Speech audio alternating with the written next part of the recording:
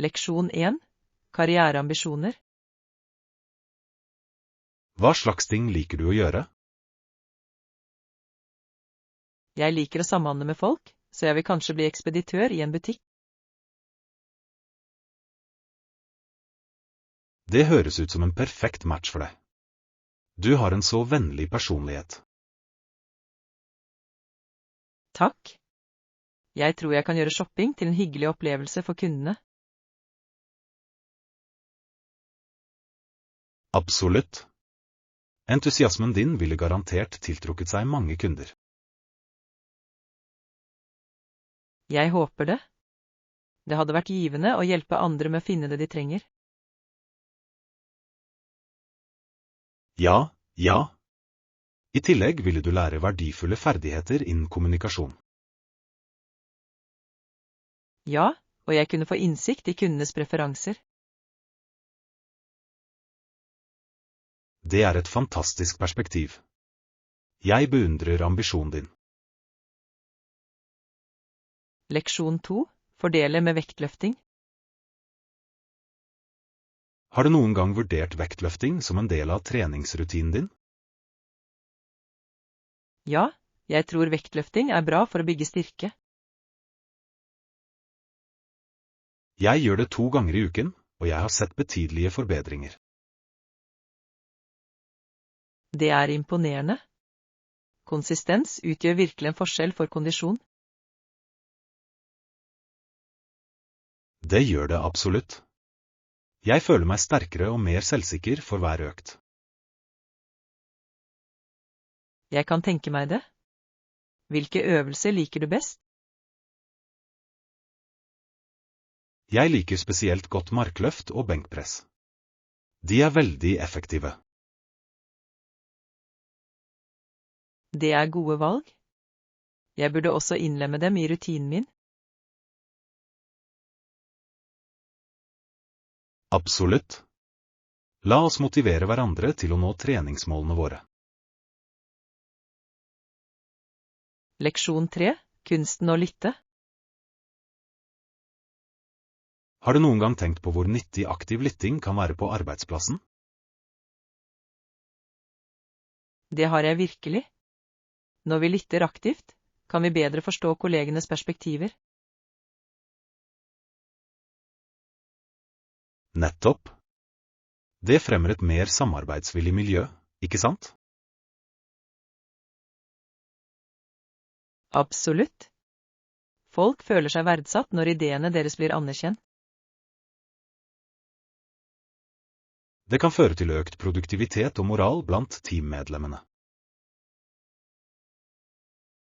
Ja, og det resulterer ofte i færre misforståelser og konflikter. Jeg er helt enig. Det er utrolig hva litt oppmerksomhet kan utrette. Det kan forvandle et hverdagslig møte til en dynamisk diskusjon. Det virker som om nøkkelen er å engasjere seg fullt ut i stedet for bare å høre ordene. Leksjon 4. Møtetid. Jeg gleder meg til det kommende møtet vårt. Hvor mange personer blir med oss? Selvfølgelig ikke. Jo flere, jo bedre. Det fører alltid til en livlig diskusjon. Flott. La oss møtes 9:00 da. Det høres perfekt ut. Jeg tror vi får en produktiv økt. Ja, og tidlige møter fører ofte til nye ideer.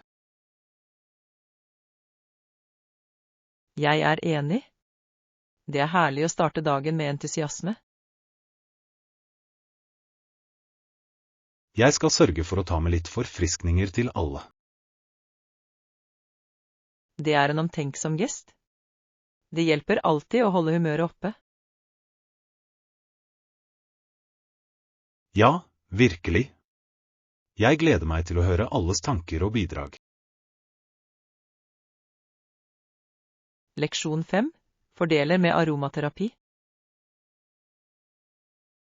Har du noen gang eksperimentert med aromaterapi? Det har jeg. Det kan være en fin måte å oppnå avslappning og fokus på. Absolutt. De riktige duftene kan forbedre humøret betraktelig. Har du prøvd lavendel? Det er spesielt beroligende, ikke sant? Ja, det har jeg. Den forvandler stressende dager til rolige dager. Jeg synes at sitrusdufter kan gi energi og energi. Det er et utmerket poeng. De kan virkelig bidra til å øke produktiviteten. Jeg tror det finnes en duft for ethvert behov eller enhver anledning. Ja, det er sant. Aromaterapi er et allsidig verktøy for velvære. Leksjon 6. Gleden ved matlaging. Jeg må si at matlaging er en veldig nyttig ferdighet å ha. Absolutt. Det er flott å kunne lage deilige måltider.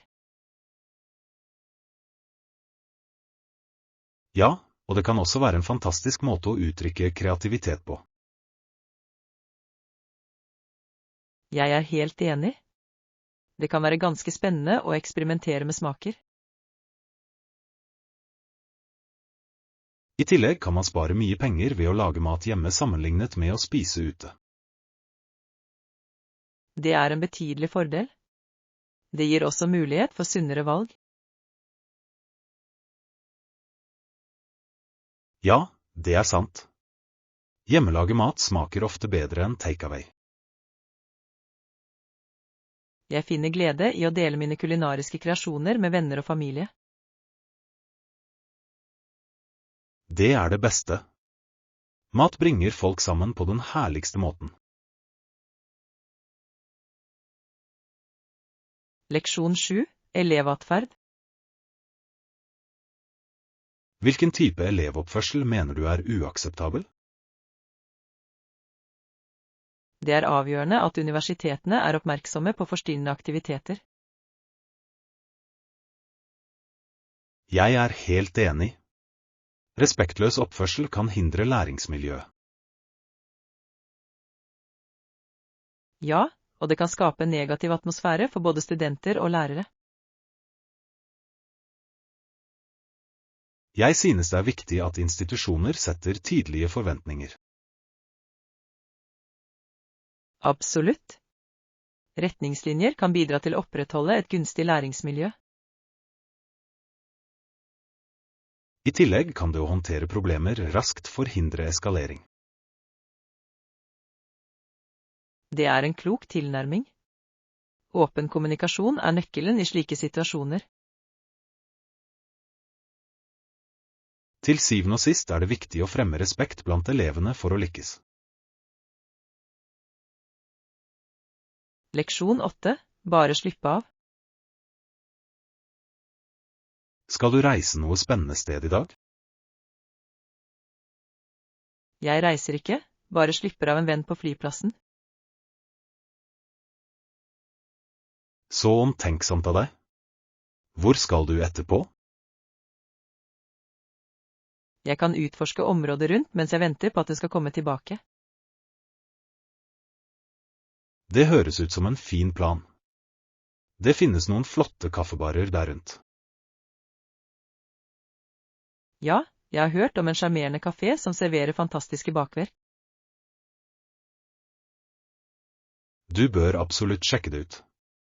En godbit lyser alltid opp dagen. Jeg er enig. Det blir deilig å slappe av med en bok og litt kaffe. La oss håpe at vennen din ikke trenger for lang tid. Leksjon 9. Den svarte kofferten. Jeg la merke til en koffert på stasjonen som fanget oppmerksomheten min. Å ja? Hvordan så det ut?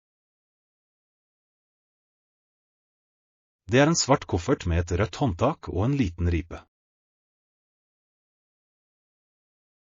Det høres særegent ut. Jeg lurer på om det tilhører noen i nærheten. Jeg håper det gjør det. Mistet bagasje kan være et stort problem. Ja, spesielt hvis den inneholder viktige eiendeler. Synes du det er lurt å rapportere det til stasjonspersonalet? Jeg tror det ville være en god idé. Bedre å være på den sikre siden. Absolutt. Det er alltid bedre å sørge for at alt er i orden. Leksjon 10. Lørdag-dagsplaner. Jeg gleder meg veldig til møtet vårt i helgen. Da ses vi på lørdag klokken 10:30. Perfekt. Jeg skal sørge for å ta med alt nødvendig materiell. Flott. Jeg gleder meg til å diskutere planene og ideene våre. Jeg tror vi vil oppnå mye i løpet av den tiden. Ja, slike idémyldringsøkter kan føre til fantastiske resultater. Jeg er også spent på å høre alles innspill. Absolutt. Samarbeid fører ofte til de beste løsningene.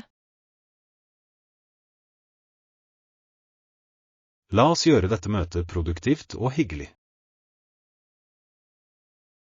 Leksjon 11. Konkurransedyktige tilbud. Det er viktig for oss å forbli konkurransedyktige i markedet. Absolutt. Vi tilbyr en konkurransedyktig pris og en fleksibel betalingsplan. Det er en strålende strategi. Den appellerer til et bredere publikum. Ja, og det gjør at kundene føler seg mer komfortable med å ta en avgjørelse. Jeg tror at å tilby alternativer kan øke kundetilfredsheten betraktelig. Nettopp. Når kunder føler seg verdsatt, er det mer sannsynlig at de kommer tilbake. Det gjenspeiler også vår forpliktelse til å møte deres behov. Ja, det å bygge tillit er viktig for langvarige forhold. La oss sørge for at forslaget vårt tydelig fremhever disse fordelene. Leksjon 12. Pakketips. Hva bør vi huske på når vi pakker når vi forbereder oss til reisen? Det er viktig å huske å veie bagasjen før du drar til flyplassen. Det er et veldig godt poeng. Overvektige vesker kan føre til ekstra gebyrer. Nettopp. Det er bedre å unngå overraskelser ved innsjekkingsskranken. Jeg synes også det er nyttig å lage en pakkeliste for å sikre at ingenting blir glemt. Det er en klok strategi. Det kan spare deg for mye stress senere. I tillegg kan det være nyttig å organisere varer etter kategori. Jeg er enig. Det gjør utpakkingen mye enklere når du kommer frem til reisemålet. La oss sørge for at vi er godt forberedt på reisen som ligger foran oss. Leksjon 13. Tilskuersport. Har du noen gang tenkt på hvor mye tilskuersport er avhengig av tipping? Mange regelmessig avholdte løp er faktisk avhengig av pengespill for å tiltrekke seg tilskuere. Det er ganske fascinerende, ikke sant? Spenningen ved å tippe gir et ekstra lag med spenning. Absolutt. Jeg tror det forbedrer den generelle opplevelsen for mange fans. Det skaper en følelse av involvering, og får seerne til å føle at de er en del av handlingen. Ja, og innsatsen kan ofte gjøre resultatene enda mer spennende. Har du noen gang veddet på et løp eller en kamp? Det har jeg, men jeg må innrømme at jeg foretrekker å nyte arrangementet uten presset med å vedde. Det er rettferdig. Noen ganger er det fint å bare se på og heie på favorittlaget eller spilleren din. Leksjon 14. Regndråpeavslapning. Jeg må innrømme at jeg elsker lyden av regndråper. Det kan faktisk være ganske avslappende. Det er noe beroligende over det. Jeg er enig. Det setter meg ofte i en tankefull stemning. Ja, det er det perfekte bakteppet for lesing eller bare avslappning. Nettopp. Jeg koser meg ofte med en varm kopp te mens jeg lytter til regnet. Det høres herlig ut. Jeg synes det bidrar til den koselige atmosfæren i et hjem. Absolutt. Har du noen gang prøvd å sovne til lyden av regn? Det har jeg, og det er fullstendig fredelig. Det føles som naturens vuggesang. Det er virkelig fascinerende hvordan noe så enkelt kan gi så mye trøst.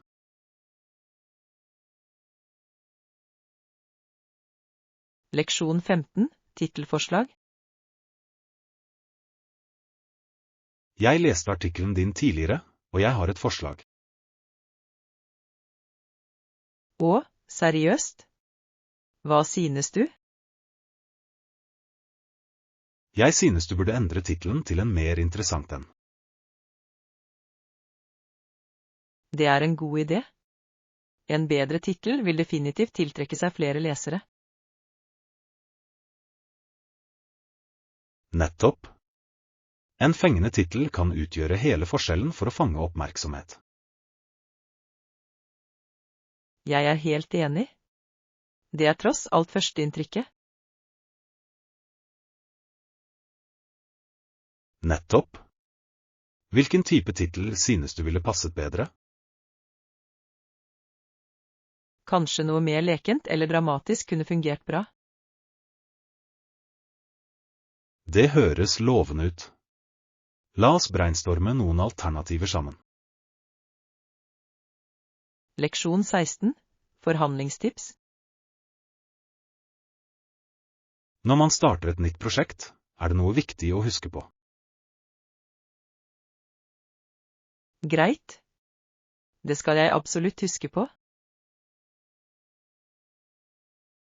Det er viktig å avtale en startdato om nødvendig. Det gir perfekt mening. En tydelig tidslinje kan forhindre misforståelser senere. Ja, det setter forventninger til alle involverte. I tillegg gir det bedre planlegging på begge sider. Nettopp. Jeg tror åpen kommunikasjon er nøkkelen i slike situasjoner. Jeg kunne ikke vært mer enig. Det fremmer et samarbeidsmiljø. Absolutt. Jeg er glad vi er enige om dette. Leksjon 17. Finne mening. Jeg vil ta et øyeblikk til å reflektere over noe personlig. Selvfølgelig. Hva tenker du på? Jeg har kanskje hatt et tøft gjennombrudd, men jeg har utrolig mye å leve for. Det er et sterkt perspektiv. Det er viktig å fokusere på det positive. Ja, selv i utfordrende tider finnes det alltid lyspunkter. Nettopp. Det handler om å finne mening og hensikt i de små tingene. Jeg lærer meg å sette pris på reisen, selv når den blir tøff. Det er en fantastisk holdning. Det viser motstandskraft og styrke. Takk. Jeg tror at med riktig tankesett er alt mulig. Leksjon 18. Flyopplevelse. Hørte du jentene hyle da flyet skjøt oppover? Ja, det gjorde jeg. Begeistringen deres var smittende. Det var hysterisk morsomt. Tasha rettet opp flyet og fløy jevnt etter det. Hun håndterte det som en proff. Det må ha vært en spesiell opplevelse for alle. Ja, virkelig. Jeg beundrer hvor rolig hun forble midt i all spenningen. Absolutt. Det krever ferdigheter å manøvrere et fly, spesielt med nervøse passasjerer. Jeg kan bare forestille meg adrenalinkicket hun følte. Ja, og gleden ved å fly må ha vært oppløftende for henne. Jeg synes det er fantastisk å se unge mennesker følge drømmene sine innen luftfart. Leksjon 19. Historiske invasjoner. Historie kan være ganske fascinerende, spesielt når man snakker om invasjoner. Ja, Irland ble angrepet på 800-900-tallet, noe som var ganske turbulent.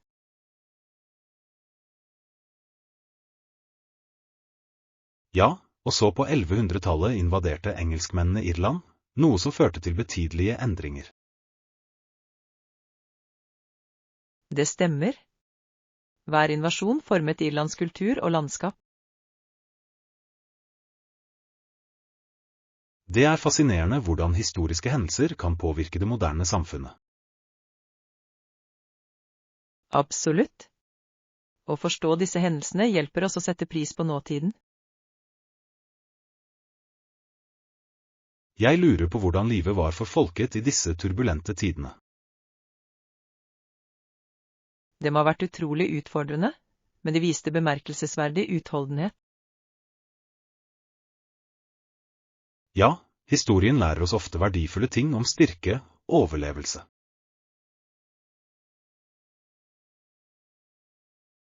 Leksjon 20. Foreldreråd. Noen ganger ønsker jeg meg litt mer uavhengighet. Jeg forstår det. Føler du deg overveldet av råd? Ja, noen ganger skulle jeg ønske at hun ikke ga meg så mye råd. Det kan være utfordrende når andre mener det godt, men ikke anerkjenner din autonomi. Nettopp. Jeg tror jeg vet hva som er best for meg på dette tidspunktet. Det er viktig å stole på magefølelsen og lære av erfaringene sine. Jeg er enig. Jeg setter pris på rådet, men jeg foretrekker å ta mine egne avgjørelser. Det er en sunn tankegang. Det viser vekst og selvtillit. Takk. Alt dette er en del av å bli den jeg er ment å være. Leksjon 21. Handle dagligvarer. Hva kan vi finne i matbutikken i dag? Hei, var du på shopping i dag? Det gjorde jeg. Jeg klarte å få tak i det meste av det viktigste. Det er flott. Fant du noe interessant? Ja, jeg oppdaget et nytt merke med økologiske snacks som jeg aldri hadde sett før. Så spennende. Økologiske produkter er ganske populære for tiden. Det er de. Jeg tror de tilbyr sunnere alternativer for alle. Absolutt. Jeg er alltid på utkikk etter næringsrike funn. Neste gang, la oss dra på shopping sammen. Det kan være gøy å utforske. Leksjon 22, moteråd. Du vet, jeg synes det er viktig å ha ærlige venner når det gjelder mote. Helt klart. Vi kan gi hverandre ærlige moteråd. Jeg er enig. Det er forfriskende å ha noen som forteller deg sannheten. Ja, det sparer oss for å gjøre motefeil. Nettopp. Venner burde løfte hverandre, selv i stilvalg. Jeg mener også at det er viktig å være åpen for konstruktiv kritikk. Absolutt. Det er slik vi utvikler og forfiner vår personlige stil. La oss lov å alltid være ærlige med hverandre om antrekkene våre. Det er jeg helt for. Det vil gjøre shoppingturene våre mye hyggeligere. Leksjon 23, Charlottes musikalske reise. Har du hørt om Charlottes nylige suksess? Ja, det har jeg. Hun har nå spilt inn 3 album, og vi kan forvente et 4. i 2001. Det er ganske imponerende. Hun har virkelig gjort seg bemerket i musikkbransjen. Absolutt. Hennes engasjement og talent skinner virkelig gjennom i arbeidet hennes. Jeg lurer på hvordan det kommende albumet hennes vil høres ut. Noen hint om retningen? Jeg tror hun nevnte at hun ville utforske nye sjangere, noe som var spennende. Det blir interessant å se hvordan stilen hennes utvikler seg. Ja, kunstnere vokser og forandrer seg ofte med hvert nytt prosjekt. Jeg gleder meg til å høre den nye musikken hennes og dra på konsertene hennes. Leksjon 24, moro med gresskarskjæring. Nå som halloween nærmer seg, har du tenkt på å skjære ut gresskar? Ja, det er en så morsom aktivitet. Du skjærer et hull i toppen av gresskaret og tømmer ut fruktkjøttet. Nettopp. Og så begynner den virkelige moroa med å skjære ut ansikter eller design. Jeg elsker å se alle de kreative ideene folk kommer opp med. Jeg også. Noen lager fantastiske kunstverk av enkle gresskar. Det er bemerkelsesverdig hvor mye kreativitet som kan komme fra en så enkel oppgave.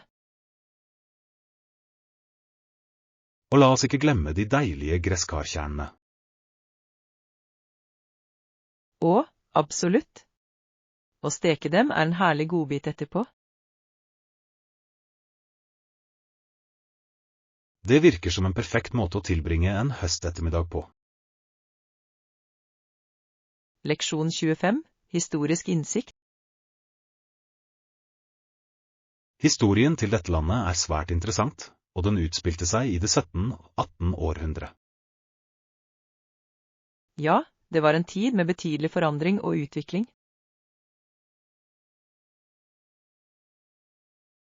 Absolutt. Koloniseringen og handelsrutene var fascinerende aspekter. Ja, og de kulturelle utvekslingene i den perioden formet mye av det vi ser i dag.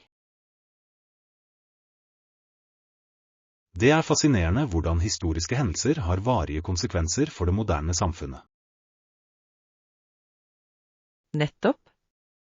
Å forstå fortiden hjelper oss å navigere nåtiden. Jeg vil gjerne dykke dypere inn i dette temaet. Jeg også. Kanskje vi kan utforske noen dokumentarer eller bøker sammen? Det høres ut som en fantastisk plan. Kunnskap er alltid berikende. Leksjon 26. Strandferie. Det høres flott ut. Hva gjorde du der? Vi tilbrakte dagene med å sole oss og bade i det krystallklare vannet. Så herlig. Det høres ut som den perfekte måten å slappe av på. Det var det virkelig. Vi utforsket også noen lokale attraksjoner og nøt deilig sjømat. Jeg kan tenke meg at solnedgangene også var fantastiske. Det var de. Hver kveld samlet vi oss for å se himmelen forvandles til et lerret av farger. Det høres magisk ut. Jeg skulle gjerne opplevd en slik utflukt. Det burde du. Det forringer sinn og kropp. Jeg må planlegge en tur snart. Leksjon 27. Bevissthet om brus. Visste du at mange brus inneholder store mengder sukker? Ja, det er alarmerende. Når folk drikker brus veldig ofte, får de seg mye sukker.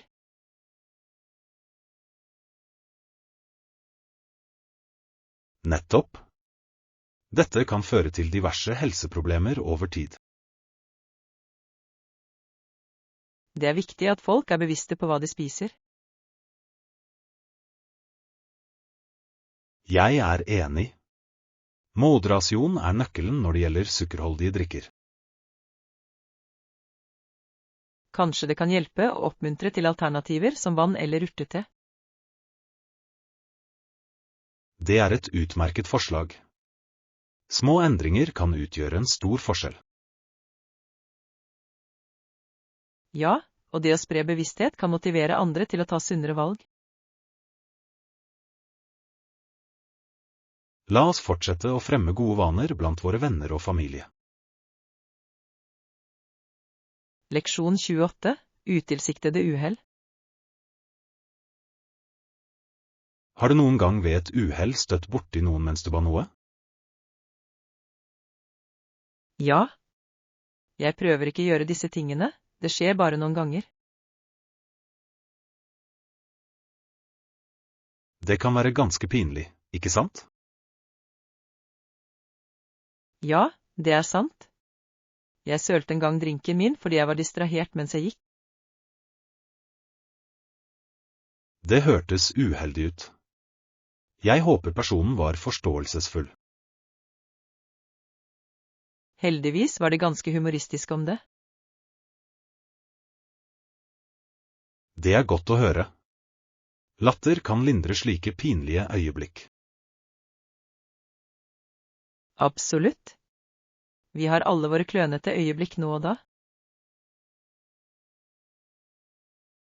Det er tross alt en del av det å være menneske. Leksjon 29. Å huske i bønn.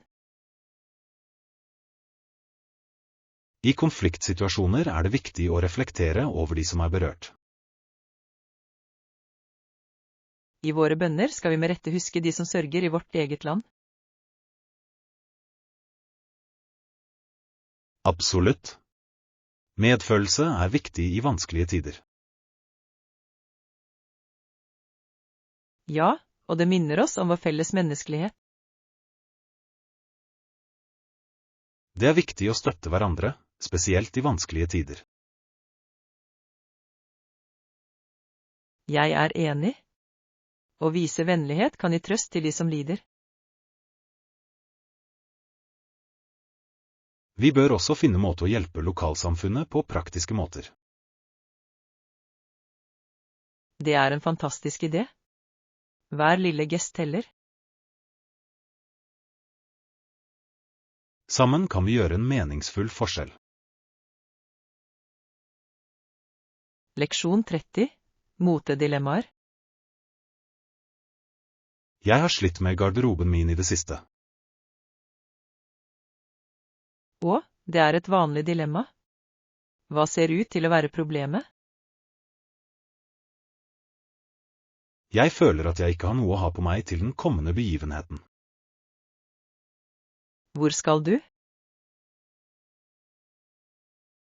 Det er en formell sammenkomst, og jeg vil se best mulig ut. Jeg forstår. Kanskje vi kan gå på shopping sammen og finne noe fantastisk? Det høres ut som en god idé. Jeg trenger en ny vurdering. Absolutt. Jeg vil gjerne hjelpe deg med å velge det perfekte antrekket. Takk. Jeg tror vi finner noe som gjør et inntrykk. Leksjon 31, siste detaljer. Jeg tror det ville være svært nyttig for oss å avtale et møte for å diskutere de siste detaljene. Det er virkelig en strålende idé. Vi kan gå gjennom alt og sørge for at de er på samme bølgelengde.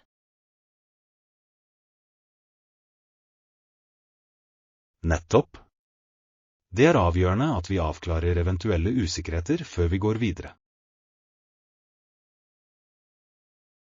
Jeg er helt enig. Foretrekker du å møtes om morgenen eller ettermiddagen? Jeg tror morgenen passer best. Da kan vi ta fatt på oppgavene med friske tanker. Det høres perfekt ut. Skal vi si 10:00 da? 10:00 passer bra for meg. Jeg forbereder agendaen på forhånd. Utmerket. Jeg tar med meg alle nødvendige dokumenter for å legge til rette for diskusjonen vår. Fantastisk. Det er alltid produktivt når vi er godt forberedt til møter. Leksjon 32, ulven og menneskene. Det er fascinerende hvordan ulven gjentatte ganger vendte tilbake til Sankt Frans hånd. Ganske spennende. Ulven virket å ha tillit og forståelse. Ja, det er bemerkelsesverdig hvordan dyr kan knytte kontakt med mennesker. Det er et bevis på kraften i medfølelse og empati, synes du ikke? Ja visst. Måten folk reagerte på var også ganske rørende. De var i starten redde, men ulvens oppførsel endret oppfatningen deres. Det øyeblikket av enhet mellom menneske og dyr var ganske rørende. Det er virkelig hjertevarmende når natur og menneskehet finner felles grunnlag.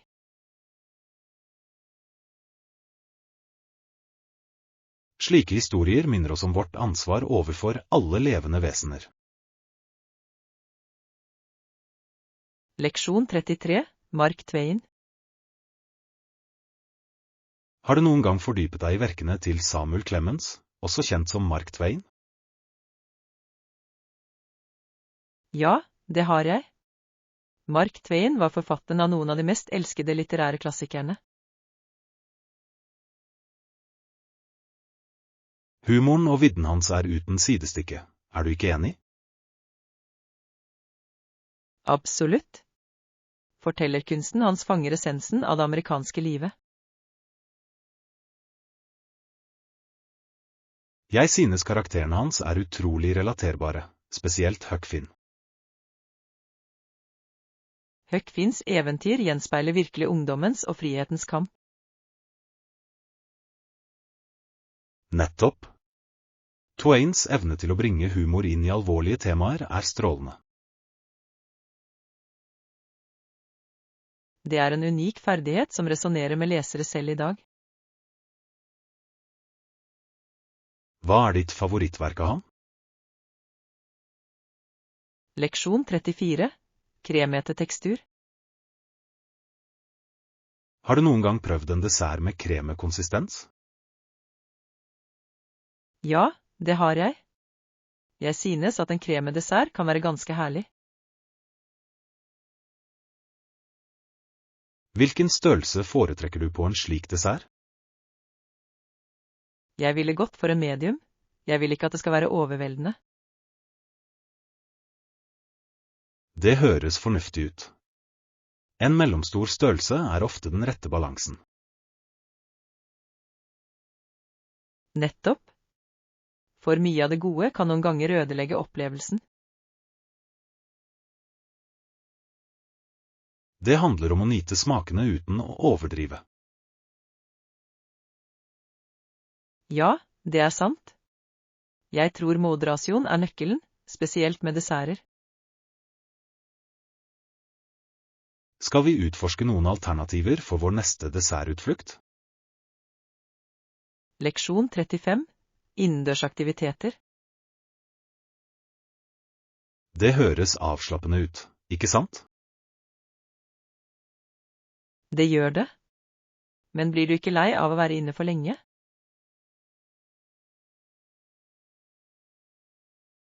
Jeg må innrømme at jeg liker å drive med litt utendørsaktiviteter fra tid til annen. Det kan jeg forstå. Frisk luft kan være ganske oppkvikkende. Nettopp. En god balanse mellom inne- og utetid er viktig. Absolutt. Hva er noen av dine favorittaktiviteter utendørs? Jeg liker å gå turer og utforske nye stier. Hva med deg? Jeg elsker å sykle i parker. Det gir både mosjon og glede.